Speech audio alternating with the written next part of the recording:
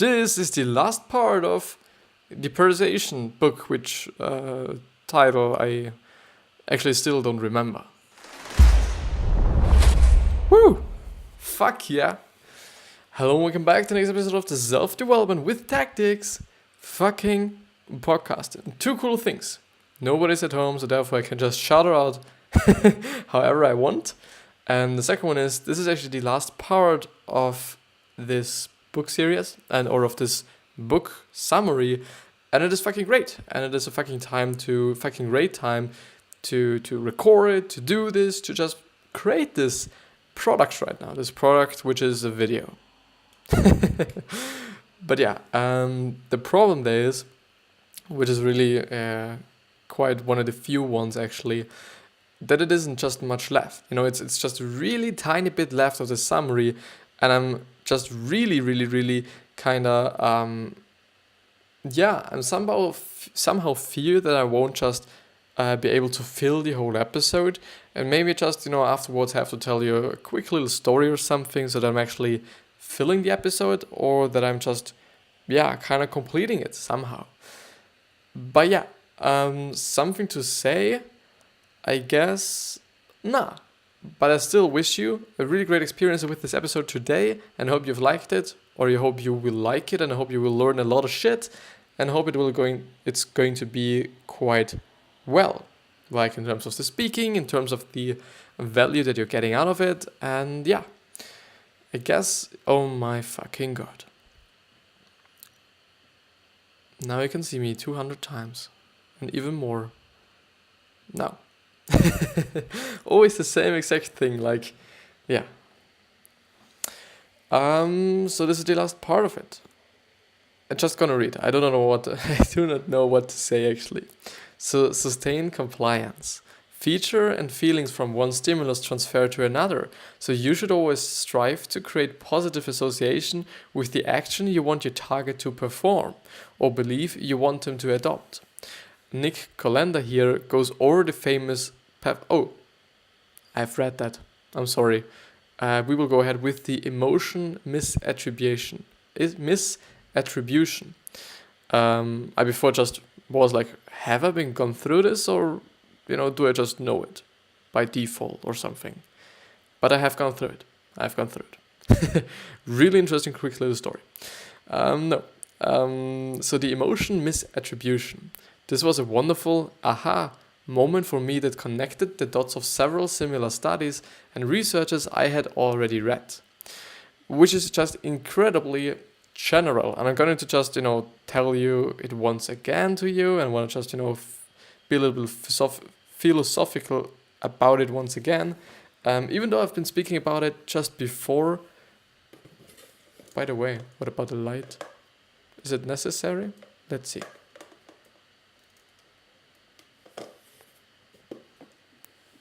Is there any reason or any... Is it worth it? Nah. Let's let the light be the light. So, I think it's just incredibly nice that we somehow kind of connect all the ideas and all the information, all the knowledge we are gathering over our years somehow together.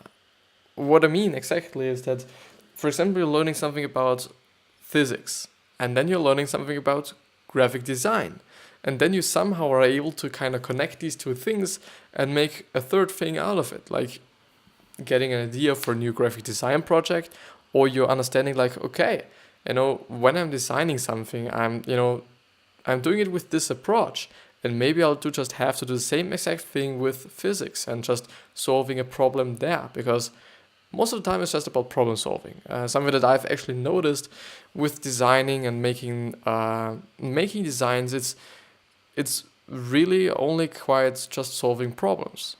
Whether it be just a logo for a company, which would then be you solving the problem of them not having an identity, or them not having a great identity, and then in the process of actually doing the logo, you're basically asking yourself, okay, how can you actually include, which is also a problem, how can you include these kind of characteristics and these specific just traits of this certain company into their logo without actually kind of, showing it already. Like, there's always quite problem solving. And in physics, I guess it's clear, like, okay, you have a formula or something that nobody understands by now, and you somehow, by the way, and you somehow solve it. So just because sometimes I really forget everything that I'm talking about, I've lately been just watching the video about the black hole, because as you might know, they have just, been able to actually take a picture of a black hole, which is just incredible, which is just really incredible. And the funny thing about this is that Albert Einstein actually was able to really say 100 years ago that the black hole is actually looking like this. And it was the truth. Like, it really looked the way that he said it would.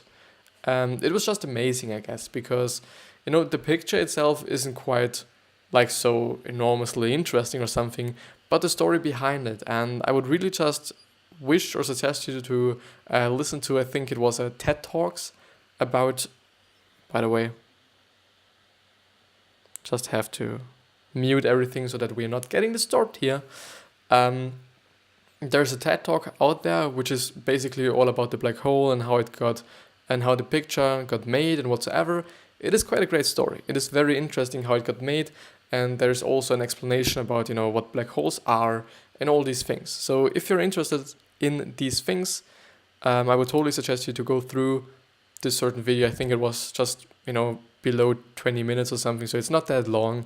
It is still something, to be honest, but it's not that long. Like, you can do it. But yeah, I think I'm gonna read now. So this was a wonderful aha moment for me. I read that already. So I quote Nick Kolenda. We think we possess a solid grasp of our own emotions, and we believe that all types of emotions, sadness, excitement, fear, etc., produce different sensations and feelings within us. What's surprising is that many of those emotions produce the same exact physiological response. Really true. Like, I'm just thinking, like, the problem there is, a lot of people just think, and this is something that I've gathered through another book, and I've probably just been featuring it on this channel or on this podcast as well, but I unfortunately do not remember the title because there's so many books I've gone through. Like, it's just enormous. It really is enormous. There's so many books that I've been going through, and just quite 2/3 of it is I do not remember the title of, actually. But that's not too bad. Like, okay, there was a book about body language, and it should maybe be the definitive book of body language, which is an incredible book about body language, and how you can also just see how somebody's feeling because of their body language and their behavior and whatsoever. The thing actually is that I've seen that the definitive book of body language, which is also a summary on this site, so on the powermoves.com website, that actually there is another book that got rated above the definitive book of body language, which surprised me because for quite a long time the definitive book of body language was number 1, and now it's number 2. So maybe I'll just have to go through this other summary as well. But still, the definitive book of body language is very detailed, so the summary is very, very detailed. Some of the informations weren't that good, as I remember, because, there were some problems in terms of, this doesn't make any sense, and this is only a generalization, and the jokes in the book are just really, really bad, something like this. I remember the jokes, they were like just very sexual and, those things, but the thing there was that a lot of people just really kind of misinterpret people who are actually just, seeming to be bored, I guess. I think it was about boredness. The problem there is, if somebody's just, dancing around all the time, or just whipping with their feet or something, and or just tapping on the desk, or some of these things, like, that are just really kind of correlate to being somehow bored or actually excited.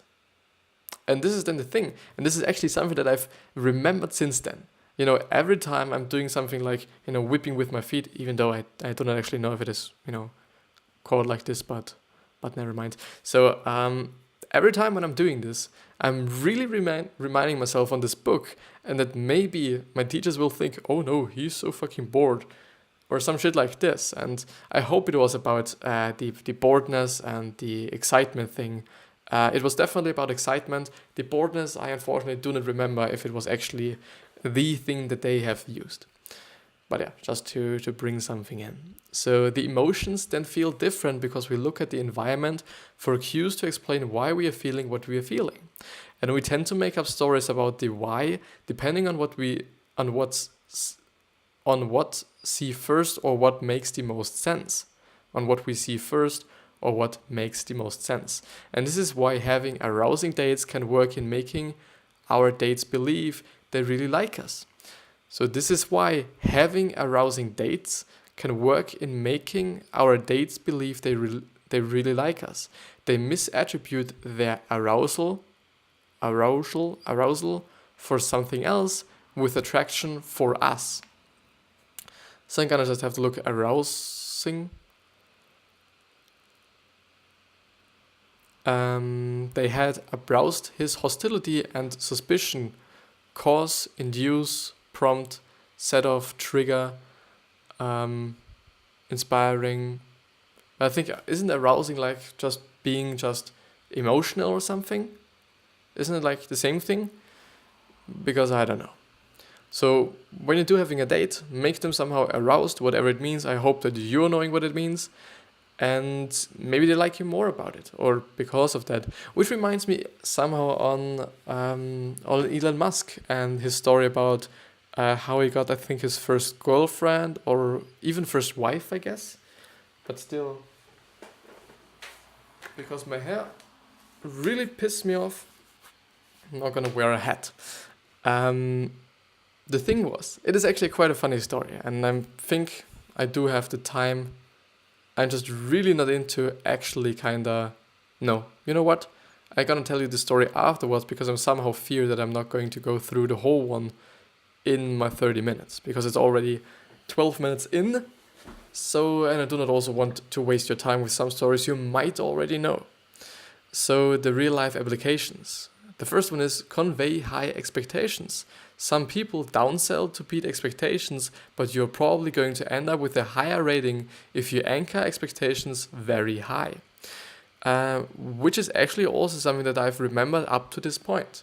That, it was really in the upper part of the summary of the really first few chapters somehow of the story, that if people have a high expectation on you or about you or of you, whatever it is, then you're gonna get better results because they think like, okay, I know that this person is good, so yeah, especially in terms of teachers.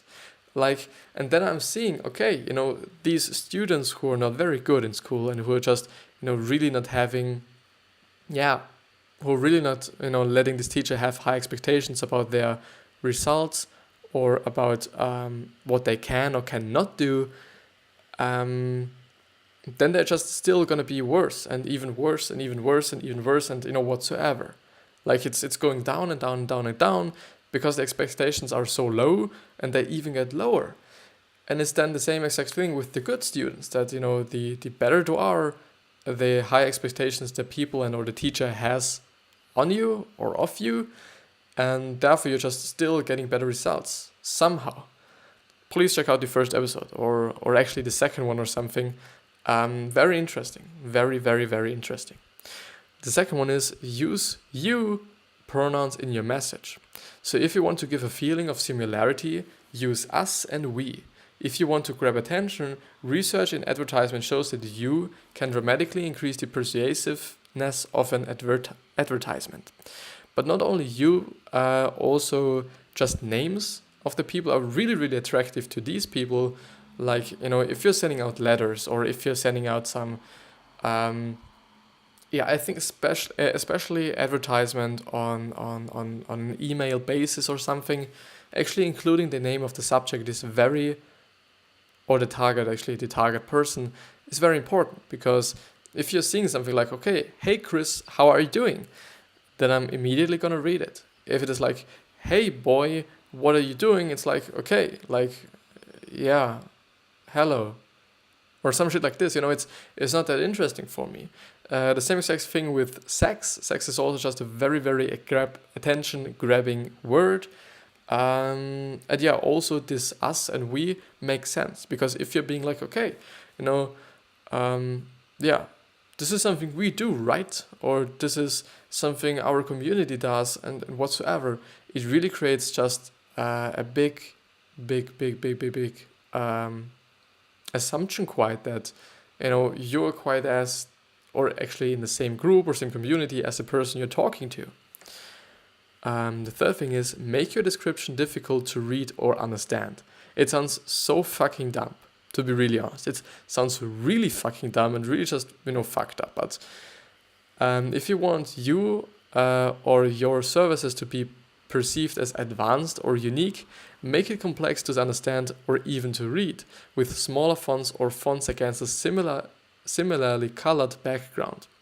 So just to make it just make the user experience just really, really bad, and then you're a good product, or just a prestigious product. And it somehow makes sense, to be honest. Like, I don't know. I think it's about context, isn't it? Like, if you're reading something about some drugs like medicine, and you're reading the description of it to see, how you should take it and whatsoever, and it is really like in a very, very, very just simple language, you might feel like, okay, is this even a product that is registered, or should I even be able to buy it? Is it just a wrong product? Because I think we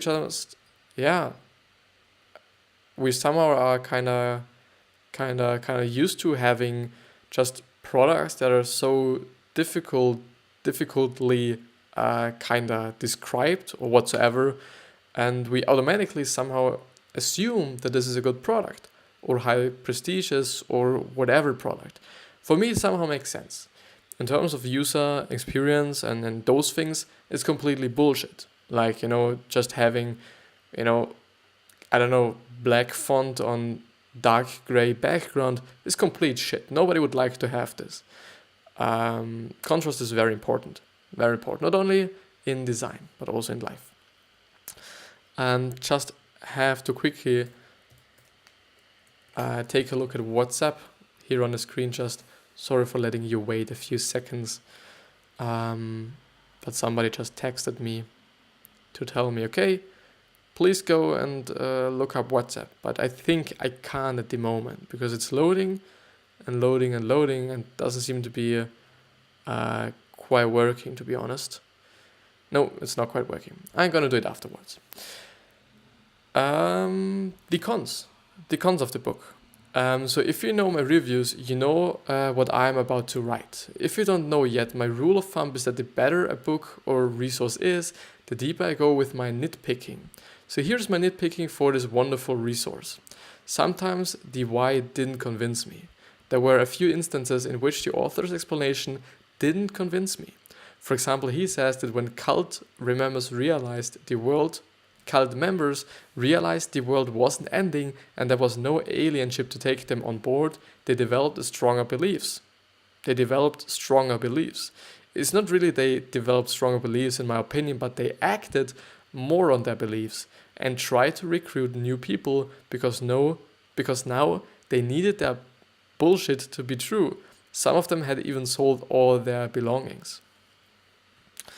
Second one is, sometimes general rules are inferred by one single study. Or inferred, actually. Sometimes I felt some statements were a bit too bold in generalizing big psychological principles just because there was one mentioned study that confirmed it. Countless studies have been proven wrong by successive researchers. This is why generalizing based on one single study takes us into dangerous territories. I think the third one or the fourth one, sometimes I found some mistakes. The author says that graphic ads for driver safety work better, but that's not always true. People are more likely to heed a highly emotional and painful message when they feel they can do something about it. But if they feel too overwhelmed or like they can't change their behavior, they will suppress the message instead. So also read The Social Animal for that. The author also says that you should introduce a small amount of negative information to make your case, because it will look like you have done your research and considered all sides of the coin. However, that's not always true. If you are presenting to an audience that is already full on your side, this isn't better to state your case without acknowledging discordant information. With a well-informed or critical audience instead, it's best not to use one-sided arguments. Really true. Really true. You should always just have a look at both sides of the coin, and it makes sense that if it is a very critical, or I would say skeptical audience, they really want or they really would like to hear both sides or to know both sides. But somehow, at my point of view, the why or the answer or the explanation, of the author already makes sense. So at least for me, it is somehow like, okay, if you're presenting both sides of the coin, people really think like, okay, this person has looked on both of the sides. This person has just really made the research, or took the research, was taking the research. Never mind. So there was some research behind it, and it somehow makes sense for me. It somehow makes sense, but it also makes sense that it's somehow like, okay, if this kind of group or your audience or the community, whatever it will be, is fully on your side, I think you will just fuck the whole thing up if you just present them some negative stuff. It could also be the thing, like, if they're really into, this is what this person is saying is so great, I love it, it's so true, all the aspects and all these research he did, everything is just really kind of amazing and whatsoever. And then you're coming up with like, okay, yeah, and by the way, this is also one of the things you have to look out for, because this could just somehow be bad for you. And then maybe, I'm just assuming, I'm just thinking, I'm just trying to get everything out of my brain, and trying to communicate it, that the people actually think like, okay, that's the truth, but I'm not as amazed right now any longer, because I see, okay, there are some downsides of it, and there are some negative points as well. So maybe I won't buy this product. Maybe I won't act on it. Maybe I won't do this. Could actually be the thing. I don't know. But it's, in my head sometimes, or somehow my head says, okay, it could actually be true. Could actually be the case. Competence versus growth mindset. This is not a con, but by the way, what I remember? I could write back. I think it is very important to actually write back when you're just getting a message.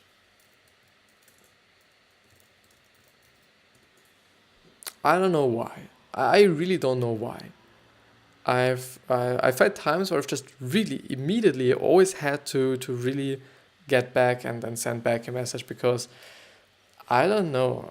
It does not. Yeah, it does not have anything to do with respect or some shit like this, but I kind of feel like it's nice. Like, I do not want people to wait for such a long time to really get a message of mine, or to really get an answer of mine. And, because maybe it's just because, it pisses me so just immensely off when I just text someone, which is just very, very important for me, and these just, reply 2 days later. Like, okay, thank you for your reply, but yeah, it could have been a little sooner, to be honest. But yeah, I don't know. Maybe it's just my preferences. But what are you thinking about it? Would you just, like, or are you such a person who is just, replying immediately? So quote unquote immediately, not like, okay, I'm getting a text this second, I'm going to have to reply in this certain second. Like, are you like, okay, I'm going to reply as soon as possible? Or are you like, okay, I don't give a fuck, I just, send back whenever I want to? I'm doing this as well sometimes, to be honest, with, maybe certain people. Like, yeah, but yeah, I guess so, to be really honest. So competence versus growth mindset. This is not a con, but more of a red flag I need to raise.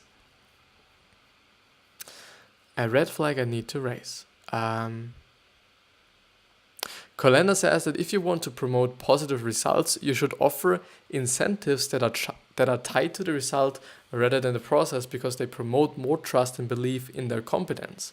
For example, gift for your grade, not for studying.